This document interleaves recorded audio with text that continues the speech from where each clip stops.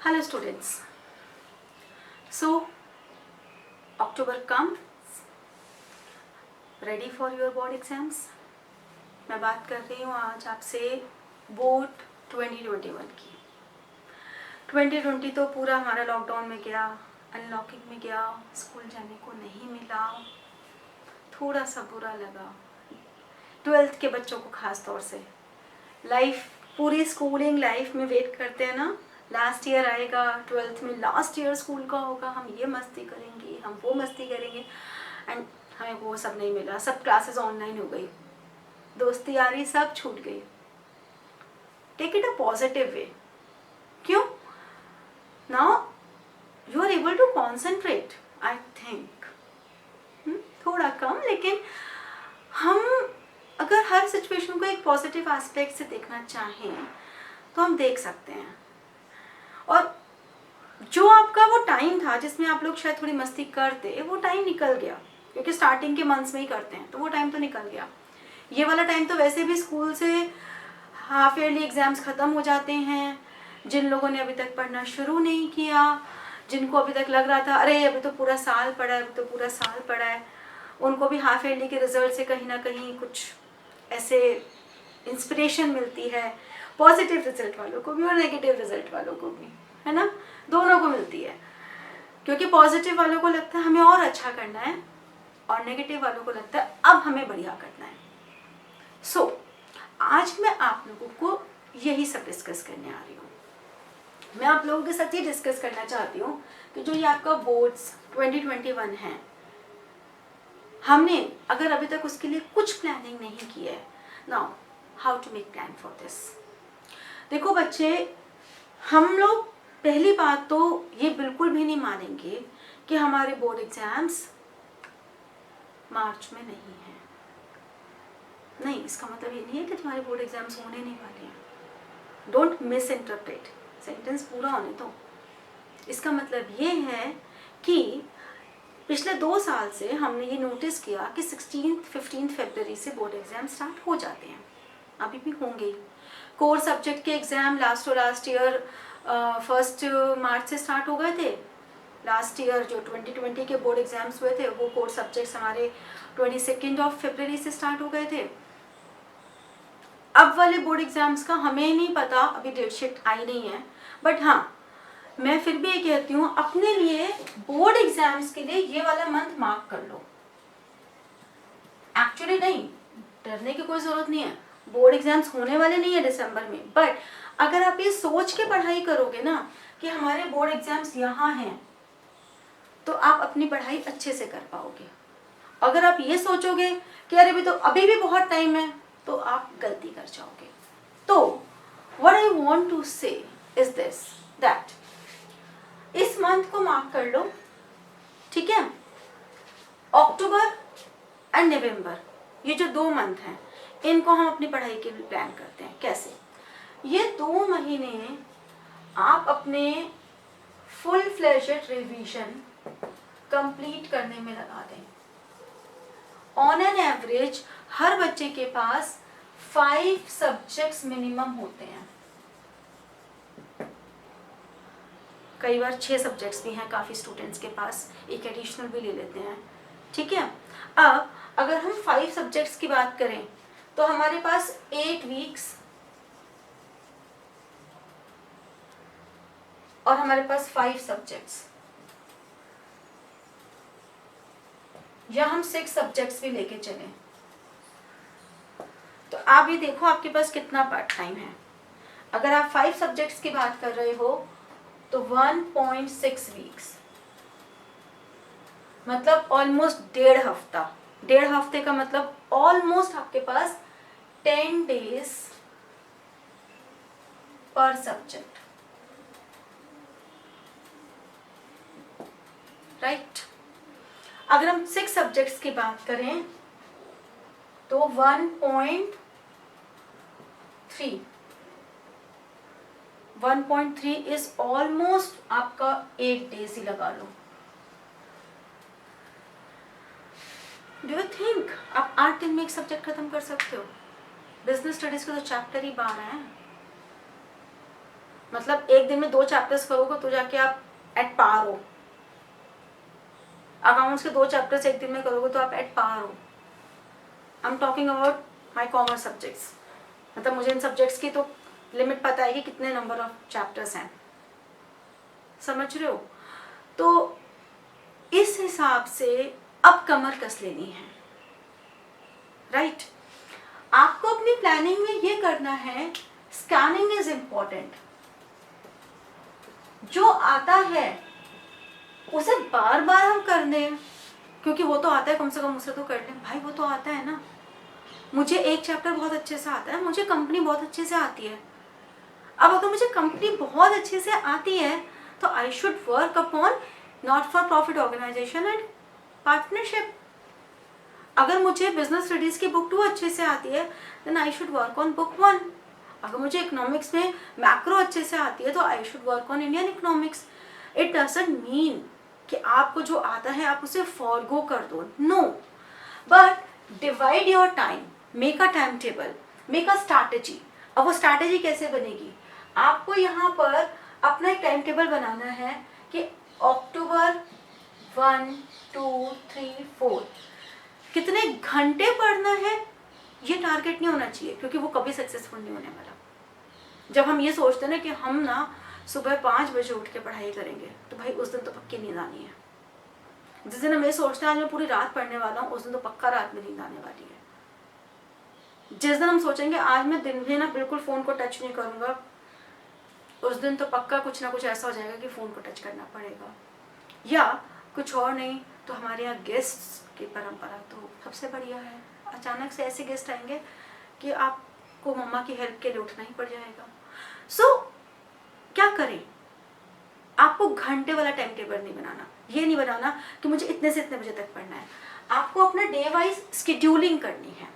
आप स्केड्यूलिंग करेंगे, मेरे पास ये सब्जेक्ट है, सब्जेक्ट 1, सब्जेक्ट 2, सब्जेक्ट 3, मुझे आज ये 2 सब्जेक्ट्स करने हैं। मुझे मैथ्स है तो मुझे मैथ्स डेली करना है 1 घंटा। मुझे अकाउंट्स है, practical subjects which need more and more practice, मुझे उनको रोज करना है। हाँ, थ्योरी सब्जेक्ट्स को मैं ऑल्टरनेट कर सकती हूँ। तो हमें करना क्या है कि सब्जेक्ट 1, सब्जेक्ट 2, सब्जेक्ट 3 ऐसे करके अपने 6 सब्जेक्ट्स यहाँ लिखने हैं। बहुत लंबा चौड़ा टाइम टेबल नहीं बनाना है, सिर्फ 10 तारीख तक का बनाना है। 2 महीने का आज बना लोगे तो कुछ नहीं होने वाला, सिर्फ 10-10 दिन का बनाना है। मुझे ये स्ट्रैटेजी करनी, सबसे पहला आप अपने टॉपिक्स को छांट लो कि ये मेरे लिए हार्ड टॉपिक्स हैं, ये मेरे लिए एवरेज टॉपिक्स हैं और ये मेरे लिए इजी टॉपिक्स हैं। अपने पूरे सिलेबस को बैठकर इस पार्ट्स में डिवाइड कर लो। हर सब्जेक्ट के हर चैप्टर को इन 3 में से किसी एक कैटेगरी में लिख लो। उसके बाद आप जो हार्ड है उन्हें सबसे पहले उठा लो, क्योंकि हमें मुश्किल चीज़ों पे काम पहले करना है।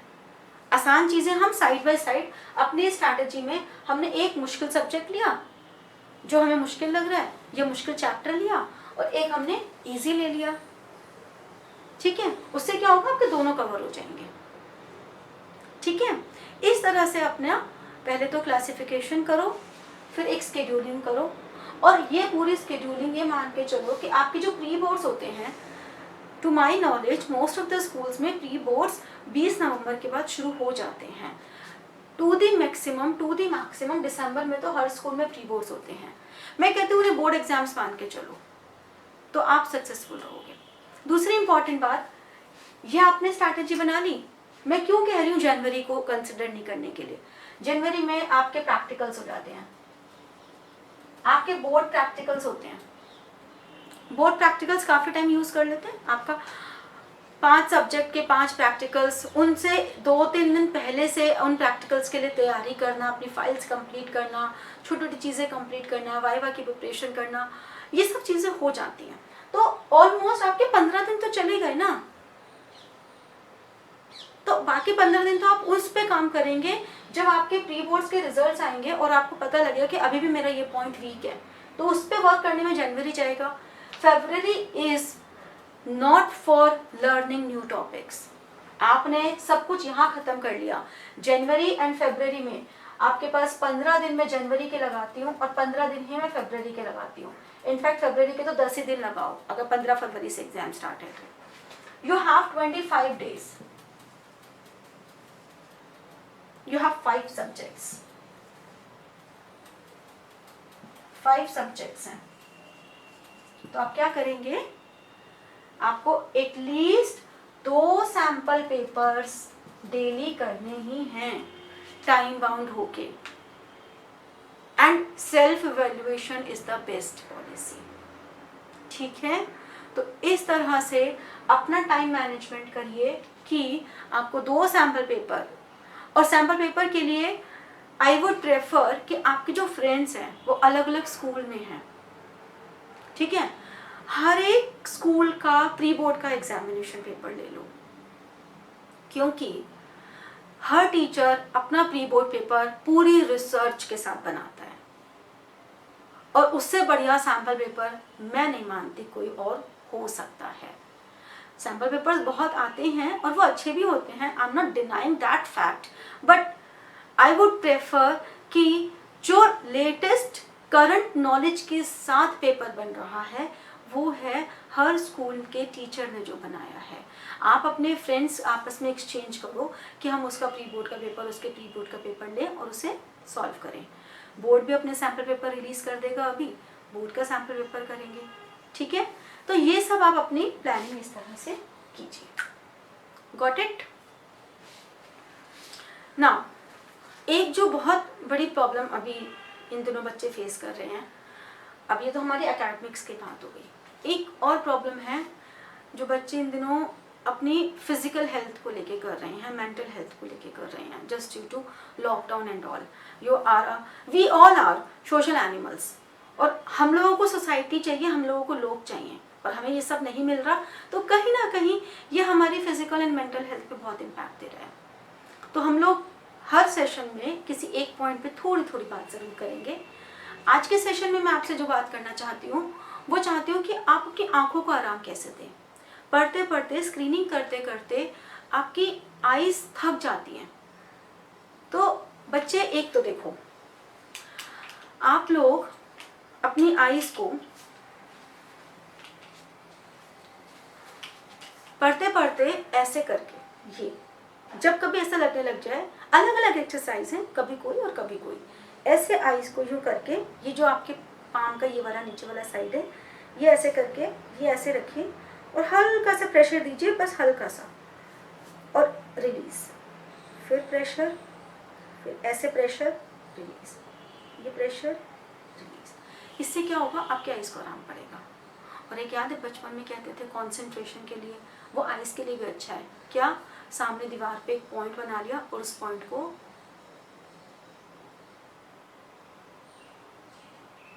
हम तब तक देखेंगे जब तक हमारी आंख से पानी नहीं आ जाए। रोना नहीं है, कोई दुख थोड़ा सता रहा है हमें कि हम रोएंगे, लेकिन ये जो पानी निकलता है ना, ये हमारी आईज को बहुत आराम देता है। और उसके बाद आईज को 2 मिनट ऐसे करके, बस, ठीक है। एक पेंसिल हाथ में ली, उस पेंसिल को यूं किया, उंगली से भी कर सकते हो, बिल्कुल इस तरह से कंसंट्रेट किया कि आपको ना दिखनी ऑलमोस्ट इनविजिबल सी हो जाती है। फिर वापस गए और फिर वापस किया। हर बार सब नहीं करनी है, लेकिन अलग अलग बार एक एक एक्सरसाइज करते रहोगे, आपकी आईज को बहुत रिलैक्स मिलेगा। क्योंकि आपको बुक्स में भी आईज पे स्ट्रेस डालना है, स्क्रीनिंग पे भी डालना है। अभी तक हम हमेशा ये कहते आते थे बच्चों से, स्क्रीनिंग से दूर रहो, स्क्रीनिंग से दूर रहो, लेकिन आज के टाइम में हमारा नीड ऑफ आवर ये है कि हम स्क्रीनिंग से दूर रहने को तो कह ही नहीं सकते। बच्चे कहेंगे मैम आपने तो कहा था स्क्रीनिंग से दूर रहो, इसीलिए हम क्लास में नहीं आए। बड़े ओबीडियंट से हो जाते हैं ना जब अपने काम की बात आती है तो हाँ, फिर भी मैं कहूँगी मोबाइल से दूर रहो। मोबाइल से मतलब सोशल नेटवर्किंग से दूर रहो, क्लासेस के लिए यूज़ करो स्क्रीनिंग, ठीक है। सो आप लोग इन चीज़ों पे फोकस कीजिए, अप्लाई करने की कोशिश कीजिए। ये सब करने में आपको अगर थोड़ी सी भी कहीं प्रॉब्लम आती है, आपको ऐसा लगता है कि हमें स्केड्यूलिंग बनाने में प्रॉब्लम हो रही है, हमें किसी भी तरह की कुछ प्रॉब्लम हो रही है, तो आप लोग खुद से अपनी प्रॉब्लम शेयर कर सकते हो। फाइन, सो आप अपनी प्रॉब्लम चाहे तो कमेंट बॉक्स में डाल दीजिए, और अगर आप कमेंट बॉक्स में नहीं डालना चाहते आप मुझे पर्सनली मेल भी कर सकते हैं rajshreetutorials@gmail.com, ठीक है। और कॉमर्स के स्टूडेंट्स के लिए स्पेसिफिकली आपको किसी भी टॉपिक में प्रॉब्लम है तो मैं एकेडमिकली भी आके उन टॉपिक्स में हेल्प कर सकती हूँ। बाकी हमारे यूट्यूब चैनल तो है ही, उस पर धीरे धीरे करके हम सभी काफ़ी सारे टॉपिक्स हम अपलोड कर चुके हैं और काफ़ी सारे टॉपिक्स अपलोड करने वाले हैं, ठीक है। So good luck to all of you and thank you so much. और अगर आपको ऐसा लगता है कि ये चैनल से आपको कुछ बेनिफिट मिलता है तो आप इसको सब्सक्राइब भी कीजिए, लाइक भी कीजिए और शेयर भी कीजिए, ठीक है।